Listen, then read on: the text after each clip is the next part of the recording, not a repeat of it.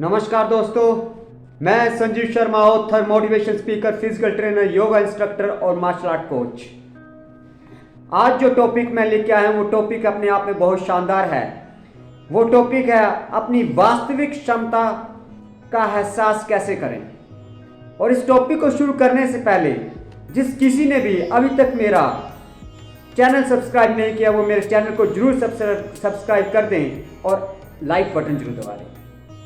तो ये जो टॉपिक है ये टॉपिक ही बहुत इंपॉर्टेंट है और इस टॉपिक के वीडियो के लास्ट के अंत तक बने रहें। आप अपनी वास्तविक क्षमता का कैसे एहसास करना है, ये बहुत महत्वपूर्ण है। जीवन में होता है क्या है कि व्यक्ति को अपनी वास्तविक क्षमता का एहसास ही नहीं हो पाता है और वो जिंदगी में कुछ कर ही नहीं पाता है और फिर वो पछताता रहता है, यार मैं पीछे रह गया, मैं वो चीज़ कर नहीं पाएगा जो मैं करना चाहता था।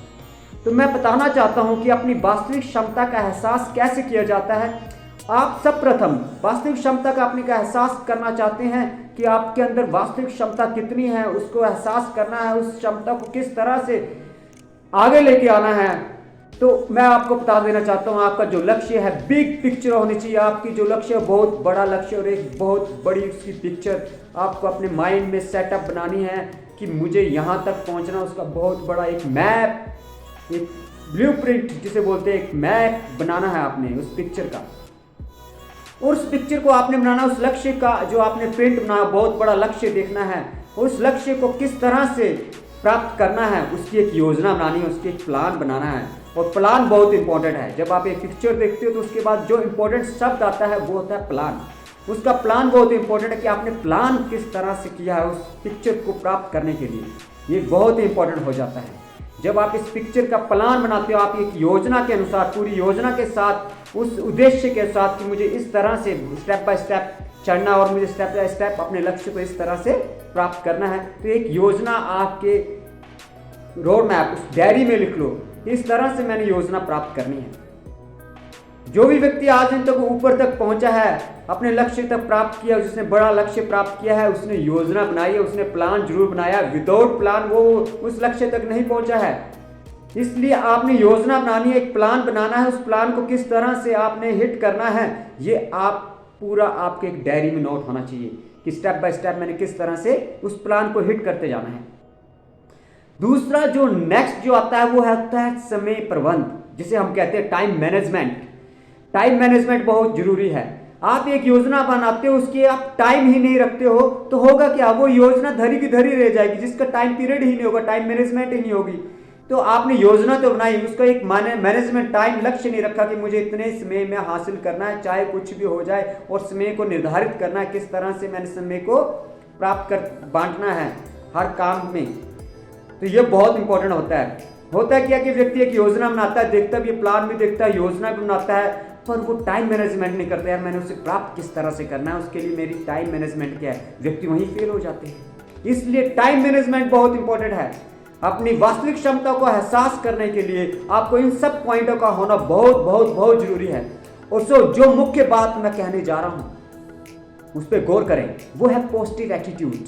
आपका पॉजिटिव एटीट्यूड बहुत इंपॉर्टेंट है। सकारात्मक आपका व्यवहार होना चाहिए, आपका पॉजिटिव एटीट्यूड। आपको नेगेटिव तो जाना ही नहीं, आपको अपने लक्ष्य की तरफ पॉजिटिव जाना है। चाहे आपको पीछे से कोई भी बोले कि आप प्राप्त नहीं कर पाओगे, आपने उनकी परवाह नहीं करनी है, आपने सिर्फ लक्ष्य की परवाह करनी है, उस लक्ष्य तक पहुंचना है। आपका पॉजिटिव माइंड सेटअप होना चाहिए वो अपने लक्ष्य के प्रति। लोग जब आप बड़ा लक्ष्य प्राप्त करेंगे, जब आप शुरुआत करेंगे तो लोग जरूर आपको नेगेटिव बोलेंगे, नहीं आप प्राप्त नहीं कर सकते हो, आप वहां तक नहीं पहुंच सकते, बहुत टफ है, बहुत लोगों ने कोशिश किया वो नहीं पहुंच पाए। क्या आपने उनकी बातों पे आना है? नहीं, उनकी बातों पे बिल्कुल नहीं आना है। आपने अपना एक लक्ष्य बनाना है और अपने लक्ष्य पे आगे बढ़ते जाना है। मैं अपने जीवन के बारे में बताता हूं। जब मैंने अपना लक्ष्य बनाया तो मेरे को बहुत से लोगों ने कहा कि इस क्षमता इस तरह से आप आगे नहीं पहुंच सकते, तो आपके बस से बाहर की बात है। अगर मैंने उनकी बात सुन ली होती तो आज मैं आपके समक्ष नहीं बोल पाता। इसलिए लक्ष्य बनाओ और अपने लक्ष्य पे लगातार चलते जाओ और योजना, पॉजिटिव एटीट्यूड रखो। एक सकारात्मक सोच और सकारात्मक पॉजिटिव एटीट्यूड होना बहुत जरूरी है। और वो पॉजिटिव एटीट्यूड आपके अंदर होना चाहिए। यस, मैंने करना है, मैंने करना है तो करके दिखाना है, चाहे कुछ भी हो जाए, बाधाएं जितनी मर्जी आए, मुझे करना है तो करना है। भूकंप आ जाए, भूचाल आ जाए, आंधी आ जाए, मुझे अपने लक्ष्य से पीछे नहीं हट सकता। मुझे जिस लक्ष्य को मैं लेके चला हूं, मैंने उस लक्ष्य को पाना ही पाना है। पॉजिटिव एटीट्यूड आपके अंदर होना चाहिए। वही कहते हैं, दूसरों की जय से पहले खुद की जय करें। किसी दूसरों की जय से पहले खुद की जय करें। इस बात को जरूर समझ लें। पॉजिटिव एटीट्यूड आपके अंदर होना चाहिए, आपके अंदर। और साथ में आपको अपने गोल में, जो आप गोल लेके चले हैं, उस पे आपने फोकस रहना है, उस फोकस पे बने रहना है। उस फोकस पे नहीं, वो फोकस आपका डाइवर्ट नहीं होना चाहिए। जो फोकस एक लक्ष्य है, उस लक्ष्य का बिल्कुल एक फोकस है, उस फोकस पे रहो, उस लक्ष्य पे रहो। यस, मुझे वहां तक पहुंचना है, वो मेरा फोकस है। उस फोकस को नहीं, आगे पीछे नहीं देखना है, उस फोकस के सामने रखना। उस फोकस के अनुसार आपने काम करना है। ये मेरा गोल है, चाहे कुछ ही हो जाए, मुझे वहां तक पहुंचना ही है, ये मेरा गोल है। अपने काम में सकारात्मक विचार बहुत होना जरूरी है। और आपका व्यवहार आपके काम में बिल्कुल बहुत इंपॉर्टेंट रखता है। आपकी व्यवहारता कैसी, आपके काम में आपकी लगन कैसी है, बहुत ही इंपॉर्टेंट है। और इस लगन को बनाए रखना है, फोकस डाइवर्ट नहीं होने देना है। और अपने आप को रिचार्ज करते रहना है, अपने आप को रिचार्ज करते रहना है। होता है कि जब आप काम लगातार, बड़ा फोकस जो होता है, बाधाएं आती है, तो लोग क्या सोचते हैं, यार बहुत काम की थकावट हो गई, अब मैं कुछ समय के लिए आराम कर लेता हूँ। आराम करते करते वो अपने रास्ते से भटक जाता है। वो होता है बहुत बड़ा। इसलिए अपने आप को रिचार्ज करते रहो, बार बार अपने लक्ष्य को याद रखो कि ये मेरा वो लक्ष्य है, मैंने वहां तक पहुंचना है, तो पहुंचना है।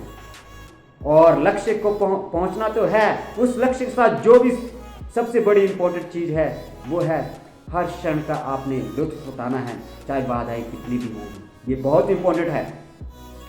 बाधाएं आएंगी, जो बड़ा लक्ष्य होगा उसमें बाधा आएंगी, उसका लुत्फ कैसे उठाना है, ईच मूवमेंट का आपने कैसे एंजॉय करना है, ये आपके लिए बहुत इंपॉर्टेंट है। हर मूवमेंट को एंजॉय करते जाओ, बेशक लक्ष्य कितना भी मुश्किल क्यों ना हो। जब इन सब चीजों को आप फॉलो करोगे, तो मैं यकीन के साथ कह सकता हूं, आप अपनी वास्तविक क्षमता को पहचान जाएंगे। अपने अंदर की जो वास्तविक क्षमता है, हमारे अंदर बहुत ही क्षमतावान हैं हम लोग। हमारे अंदर इतनी क्षमता कि हम कुछ भी कर सकते हैं। इसलिए अपनी वास्तविक क्षमता को पहचाना, और वास्तविक क्षमता को इसी तरह ही पहचाना जाता है माय फ्रेंड्स। इस क्षमता को पहचानने के लिए सिर्फ यही एक वे है, एक यही रास्ता है। इस रास्ते से ही अपनी वास्तविक क्षमता को पहचाना जाता है, और इसी रास्ते से आप बने रहना है, चाहे कुछ भी हो जाए। आपने अपने डगमगाना नहीं, अपने लक्ष्य से फोकस रहना है, प्लान बनाना है, पॉजिटिव एटीट्यूड रखना है, गोल सामने रखना है, और एवरी सिचुएशन का एंजॉय करते रहना है, बेशक टाइम कैसा भी चल रहा हो। और टाइम मैनेजमेंट के साथ अपने लक्ष्य को प्राप्त करना है, ये बहुत ही इंपॉर्टेंट है। इन सब चीजों को आप फॉलो करोगे, मैं यकीन के साथ कह सकता हूं कि आप अपनी वास्तविक क्षमता को जरूर पहचान जाएंगे। और जिस किसी को भी मेरा वीडियो पसंद आया हो, जरूर लाइक करें और सब्सक्राइब मेरे चैनल को जरूर कर दें। थैंक यू, नमस्कार।